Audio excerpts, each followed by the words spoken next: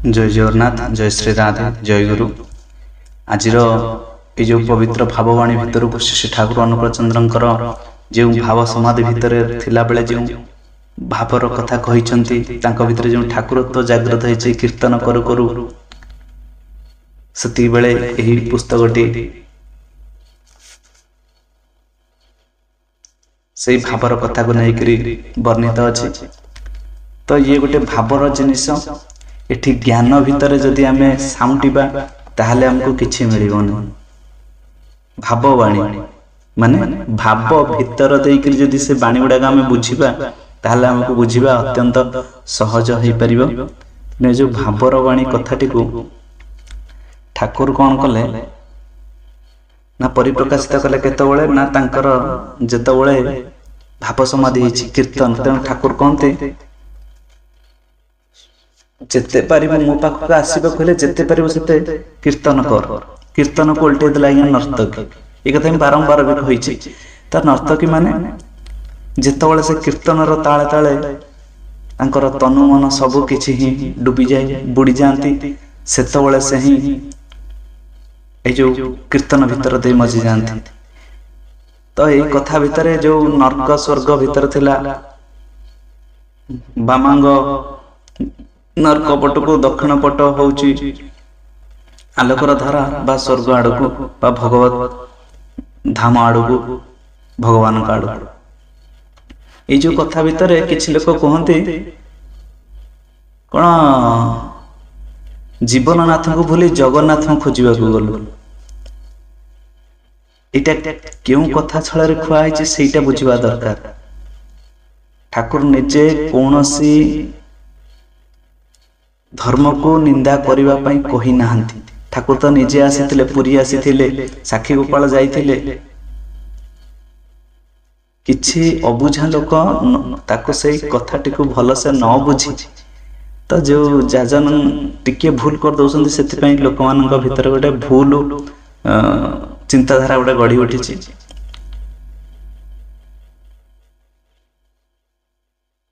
मन तो हर निज गुरु उद्धव केते तू पचारो। भागवत वाणी जहा आमर मन भितर मन तोहर निज गुरु मन को जदि आम गुरु रूप करिया किंतु मनटा कौन हम ना मंत्रित हो भगवान सहित संयुक्त जिते सेतबेले मन ही गुरु हो। ठाकुर कहले मु तो जागृत करी उठिबे जेतबेले सेतबेले हे तुमे भगवान को पाइबारे सक्षम हो परिबो। मु तो जागृत हो जिवो माने मु तो भितर ठाकुरत्व जागृत हो जिवो। मु तो न रही करी जे मु जिनसडा जोठी अछि सेई जगह ठाकुरत्व जागृत। जीवननाथ माने आमे आमे आज बंची से आ भितर गोटे जीवन अछि से जीवननाथ को थरे चिन्हिबा को चेष्टा कर। अंत भितर निज भितर अंत भितर प्रवेश करबा को जानिबा को हुए आ भितर किए अछि जे कि जीवन अछि ए अछि बेली मोर जीवन अछि से कि मठ आ मंदिरे गिरी आउ कंदरे सबुठी अछ गो प्रभु तुमे मन मंदिरे।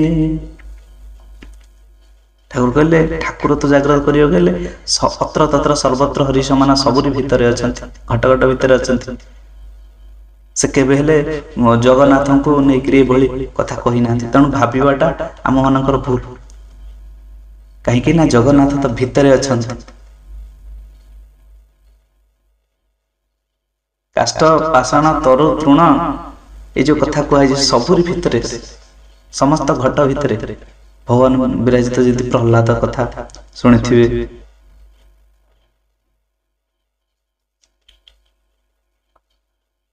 विभिन्न भाव प्रभु सब जगह सब क्षेत्र रे अछन विभिन्न रूप नै केउ रूप रे केउ जगह आसी पहुंची तार किछि इहता नै थळकळ नै।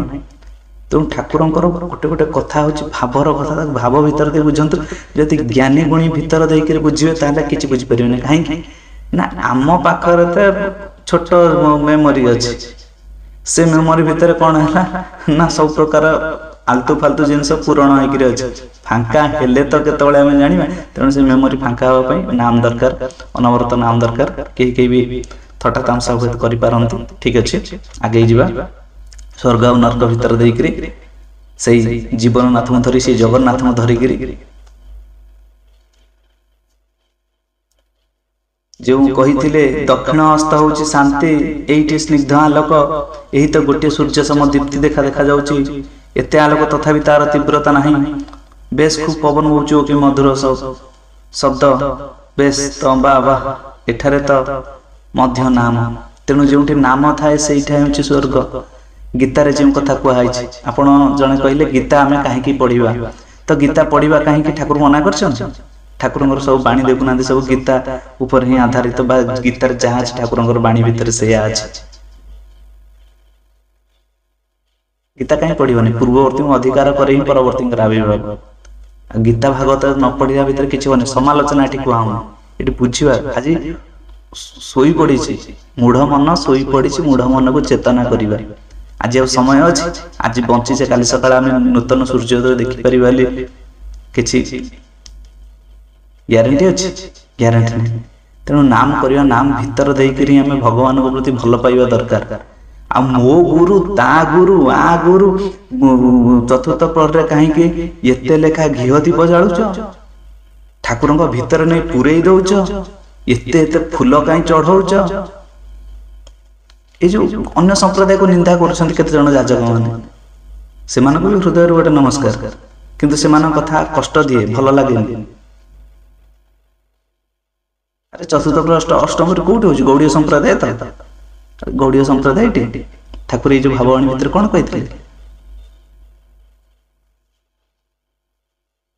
चैतन्य कृष्ण राम ये सब तत्व उपर नहीं आधारित नहीं कहते ना नहीं ताल तमें मैंने किए जे कि भगवान निंदा करने समस्त सब संप्रदाय भिन्न भिन्न नीति नियम अच्छी तमर जमती नीति नियम अच्छी जे कि ब्राह्मण जदि न परसिला खाइबनी ताले सब संप्रदाय सेमती नीति नियम अच्छी कोटी घीह दीप जला हम कोटी होम करा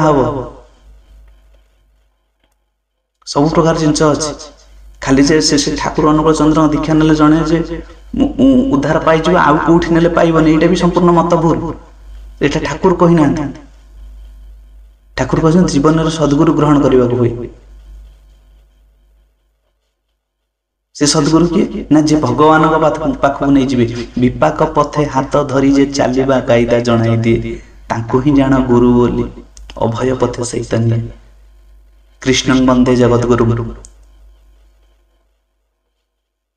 रागिकी कहूनी जिनसा बुझापी चेष्टा करने दरकार अजथार आर्गुमेंट भल नुह विश्वास मिल हरी तर्के बहुत दूर आमर ये कथाटी जड़े आम गुंडुची भाई अच्छा से सब ये कथाटी कहूँ कथा बुझीपारे नहीं से कहते विश्वास मिल हरी तर्के बहुत दूर तर्क वितर्क ठार आम दूरे विश्वास भितर देकर भगवान को पाइबा हुए प्रहलाद कही ये अच्छा प्रभु ये अच्छा आसी ना नहीं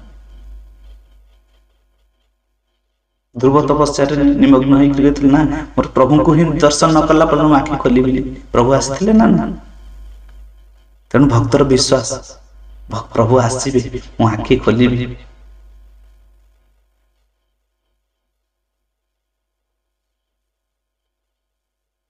भक्तिहीन हृदय भितर आज्ञा सलिताटी जदि ओदा ता देहरे जेते घीओ ढालिक निया लगेले से जलियो केबे जलिबनी आमर आज सलिता ओदा हो जाइछि कहीं ना हमर नाम और विश्वास और श्रद्धा आसीनी आसेठी कोठी हो जलिबो केमिति से जलिबा पई गुरु आसंत विभिन्न धर्म रे विभिन्न संप्रदाय भितर ही गुरु आसंत ठाकुर आसीथिले सुप्त अवस्था रे किछि रहि गले पुणी आसले पुरी आसले कीर्तन करी जगै तळिले एभଳି कथा जोटी कीर्तन होची सेईटा नहीं स्वर्ग नाहं तिष्ठामि वैकुंठे नाहं जोगिना हृदयन च मद भक्त जत्र गायन्ति तत्र तिष्ठामि नारद जोटी नाम हुए भगवान सेईटी अछंती गोटे पूर्जना भितर गोटे कथा पढ़ी थिली ए ठाकुरंकर आश्रम भितर कथा सत्संग भितर कथा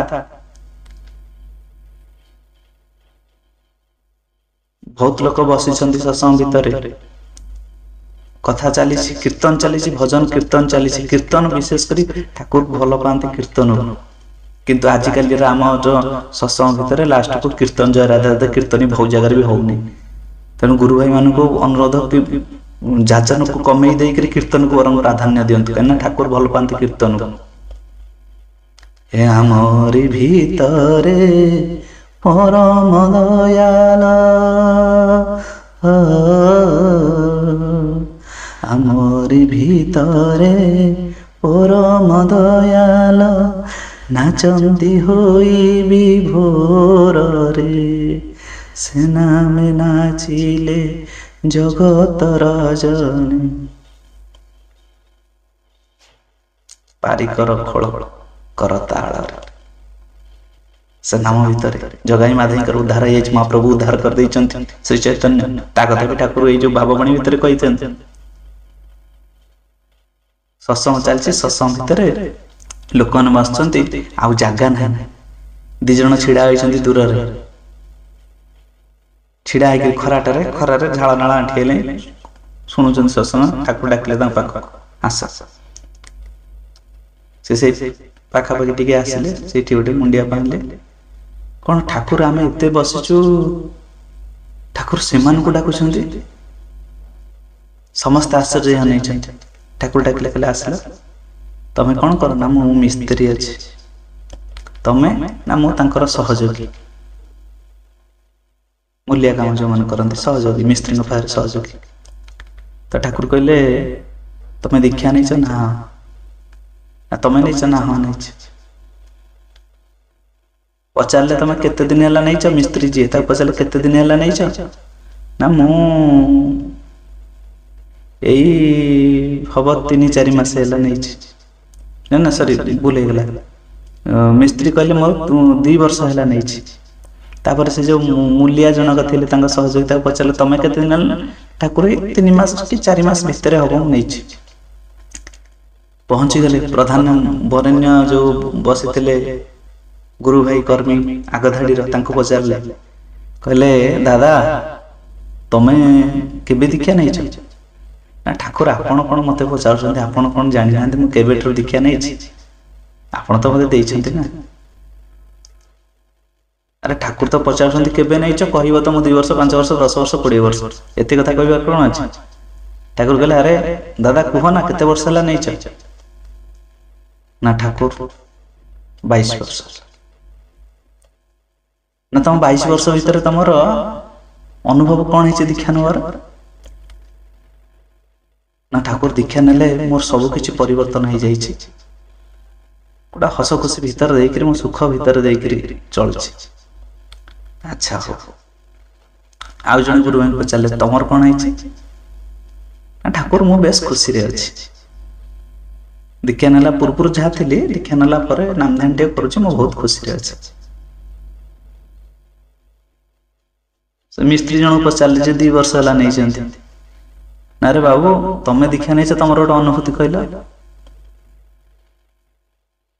ना ठाकुर मो जीवन में बहुत किसी माने परिवर्तन होती अनुभूति कहले परिवर्तन हो निशा खाऊली मु निशा खाऊनी मोर स्वास्थ्य अवस्था भल अच्छी मु गोटे भल मनीष है मोर परिवार को देखुची परिवार भी हस खुशी रोचंती मोर सुरखुर अति पैसार अभाव थे अर्थर अभाव थे मु बेस खुशी भितर रोचे नाम ध्यान करुच्ची किंतु से जो मूलिया जनक थे पचारे जे 4 मास है दीक्षा नहीं ना ठाकुर पचारे अच्छा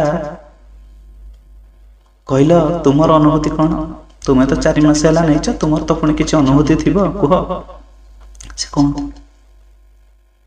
ठाकुर मो अनुभूति किसी मो नाही किंतु गोटे जिनस जानी ठाकुर अनै छंती बेली मु आज बंची गोटे ये गोटे हूँ माने भावर कथा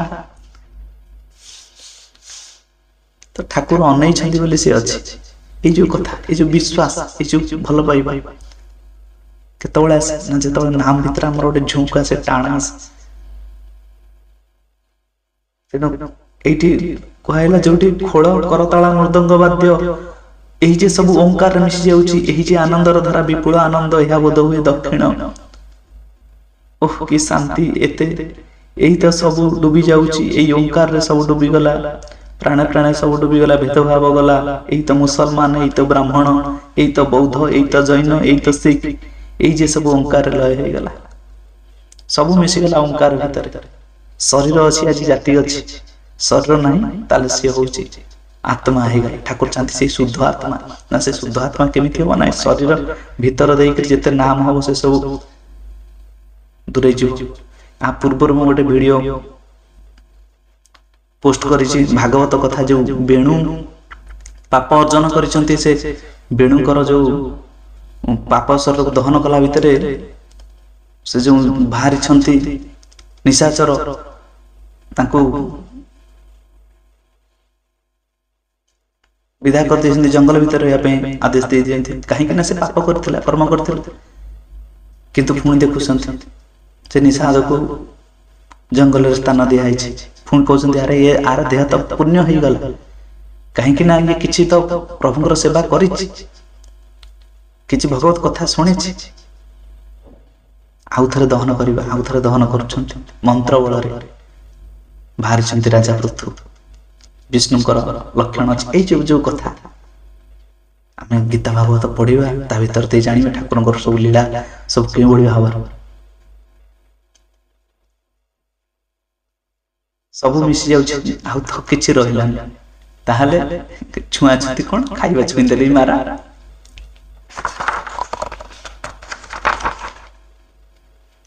ଏହି ତ ବ୍ରହ୍ମ ହତ୍ୟାକାରୀ, ଏହି ତ ସ୍ତ୍ରୀ ହତ୍ୟାକାରୀ, ଏହି ତ ମହାପାପୀ, ଘର ନରକୀ ଏମାନେ ମଧ୍ୟ ମିଶି ଯାଉଅଛନ୍ତି।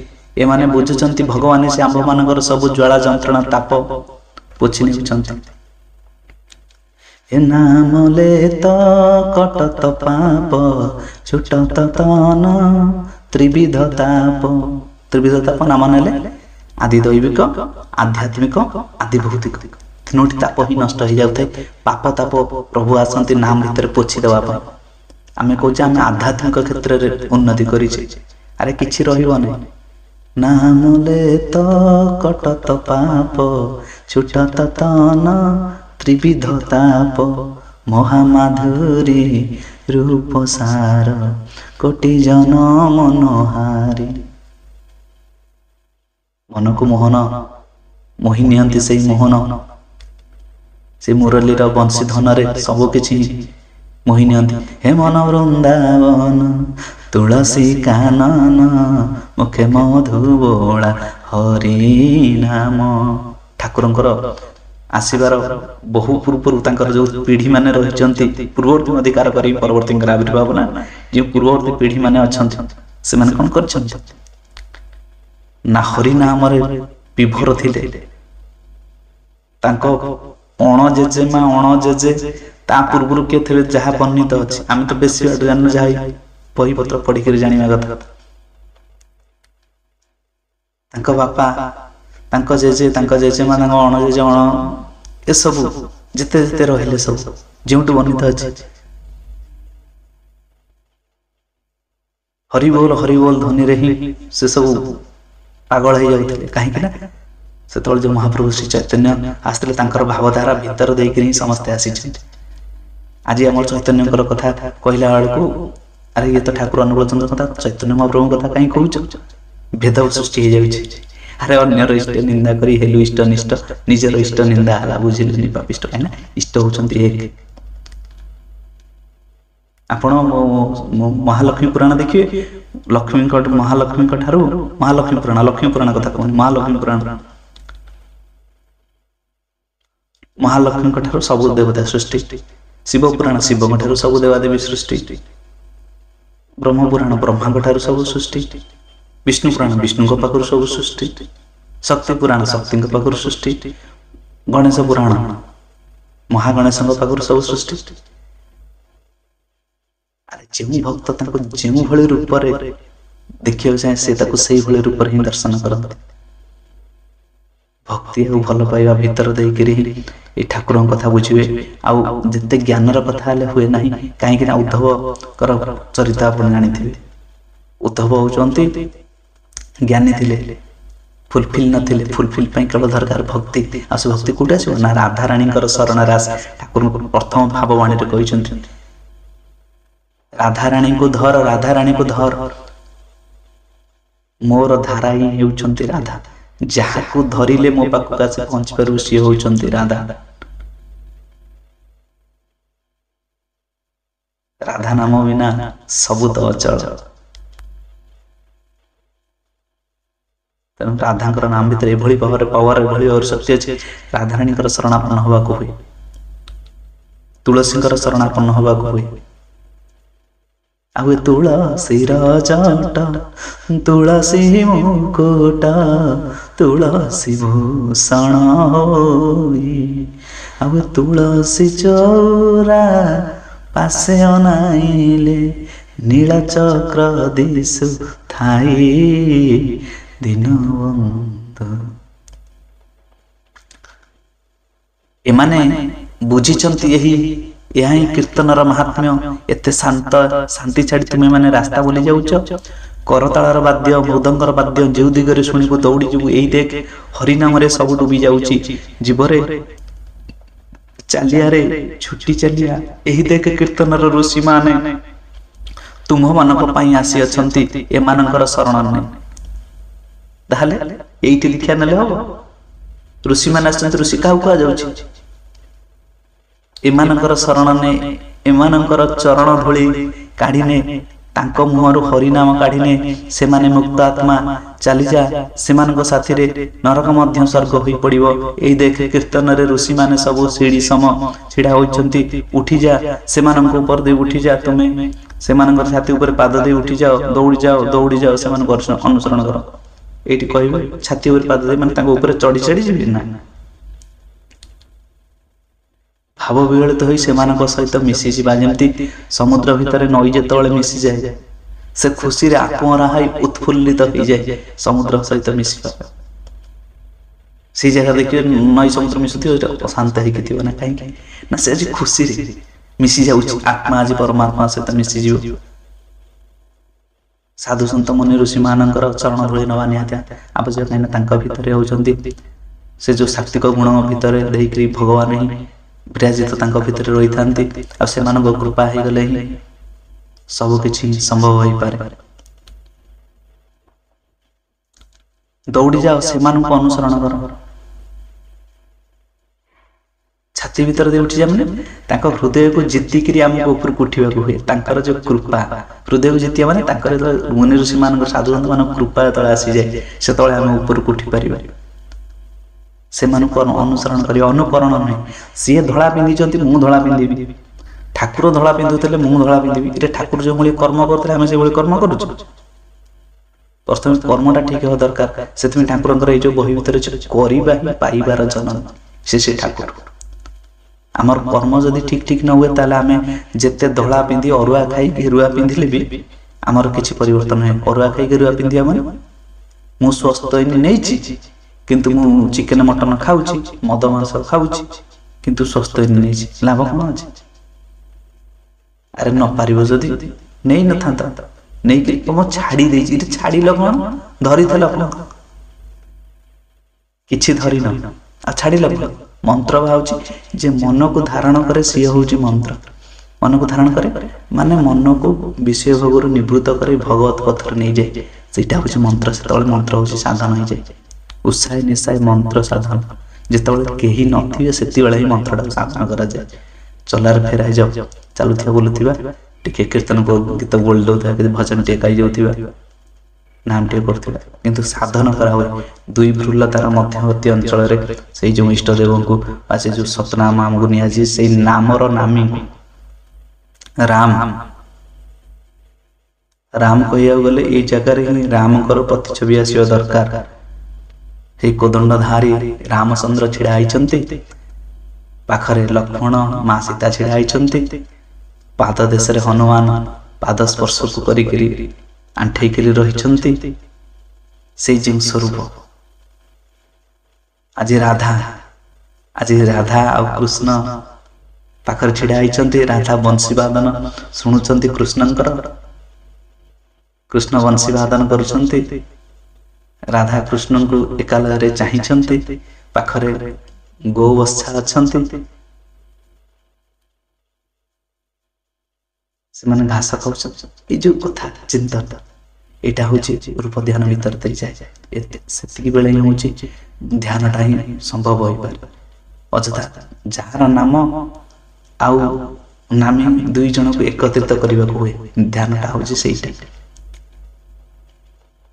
ହାୟରେ ଯିବ ହାୟରେ ମମତା, ହାୟରେ ଯିବ ହାୟରେ ମତତା, ହାୟରେ ଜ୍ଞାନର ଅହଙ୍କାର। ତୋର ପୁଣି ଜ୍ଞାନର ଅହଙ୍କାର କ'ଣ? ତୁ ତ ଅଜ୍ଞାନ। ଯେଉଁମାନଙ୍କ ପାଖରେ ଜ୍ଞାନ ଭିତରେ ଦେଇକି ଠାକୁରଙ୍କ କଥା ଶୁଣିବାକୁ ଚାହୁଁଛନ୍ତି, ଆକ୍ଚୁଆଲି ସେମାନଙ୍କ ଭିତରେ ଜ୍ଞାନ ନାହିଁ, ସିଏ ହେଉଛନ୍ତି ଅଜ୍ଞାନୀ ଜଣେ ଜଣେ। କାହିଁକି ନା ଜ୍ଞାନର ଅଭିମାନ ଆସିଗଲା। ଯେଉଁଠି ଜ୍ଞାନର ଅଭିମାନ ଆସିଗଲା ସେମାନେ ହେଉଛନ୍ତି ଗୋଟିଏ ଗୋଟିଏ ଅଜ୍ଞାନୀ। ଏହି ଅବିଦ୍ୟାକୁ ବିଦ୍ୟା ବୋଲି ଭାବି ଯଦି ଡୁବି ଥାଉ, ତୁ ଧନୀ ବୋଲି ଯଦି ବସିଥାଉ, ଏହି ଚକିତ ଗୁଡ଼ିକ ତୋର ଜ୍ଞାନ ବୁଦ୍ଧି ସବୁ ଡୁବେଇ ରଖିଛନ୍ତି, ନରକରେ ଡୁବେଇ ଦେଉଛନ୍ତି, ସ୍ୱର୍ଗର ଦ୍ୱାର ରୋଧ କରି ରଖିଛନ୍ତି। ବର୍ତ୍ତମାନ ମଧ୍ୟ ସମୟ ଅଛି, ଚାଲିଆ କୀର୍ତ୍ତନରେ ନେଇ ପଡ଼, ନହେଲେ ଅନନ୍ତ ନରକ, ନହେଲେ ଛାତିରେ ଛୁରୀ ଭୁସି ଦେବେ। ପକେଇ ଦେ ହାୟ ହାୟ ତୁମେ ଆସ, ସରଳ ହୁଅ ବା କୁଟିଳ ହୁଅ, ଥରେ ବିଶ୍ୱାସ କର, କୀର୍ତ୍ତନକୁ ଡେଇଁ ପଡ଼ିଲେ ସବୁ ମୁକ୍ତ ହୋଇଯାଏ। ଟିକେ ବିଶ୍ୱାସ ହେଲେ ହିଁ ହେଲା। ମୁଁ ଜଣେ ସବୁବେଳେ ମୋ ଚିନ୍ତାରେ ମୋର ସାରୁପ୍ୟ ଲାଭ। ଠାକୁର ମୁଖ୍ୟ କୀର୍ତ୍ତନ ଉପରେ ଗୁରୁତ୍ୱ ଦେଇଛନ୍ତି। କୀର୍ତ୍ତନ ହଉଛନ୍ତି, କୀର୍ତ୍ତନ ପ୍ରଭୁଙ୍କର କେବଳ ନାମ ହିଁ ତା ଭିତରେ ଥିବ। ବହୁଦିନ ପରେ ଥର ମରା ହେଲା ଜୁଆର, ଆମେ ଜୁଆରେ ଧରିଛୁ ପାରି ଆଉ କି ତରି।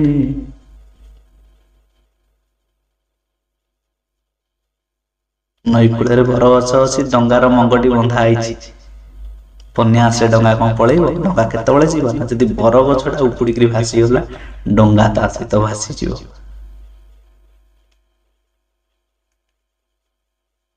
ଏ ଜୀବନ ମୋର ଦଦରାନା, ନାଉରି ତୁମେ ଗୁରୁ, ଏ ଭରସା ତୁମେ ପାରି ହବାକୁ ସଂସାର ପାରାବାରୁ। ଜୀବନ ମୋର ଦଦରାନା, ନାଉରି ତୁମେ ଗୁରୁ, ଏ ମଠ ମନ୍ଦିରେ ଗିରି କନ୍ଦରେ ଭ୍ରମେ ଭ୍ରମିଛି କେତେ, ଆଉ ଏ ଚଳନ ହରା ଚରଣ ପୂଜା ଚାଲିଛି ଅବିରତେ। ଆଉ ତୁମେ ମୋ ମାତା, ତୁମେ ମୋ ପିତା, ତୁମେ ମୋ ମାତା, ତୁମେ ମୋ ପିତା, ତୁମେ ପରମ ଗୁରୁ। ଜୀବନ ମୋର ତଦରାନା, ନାଉରି ତୁମେ ଗୁରୁ।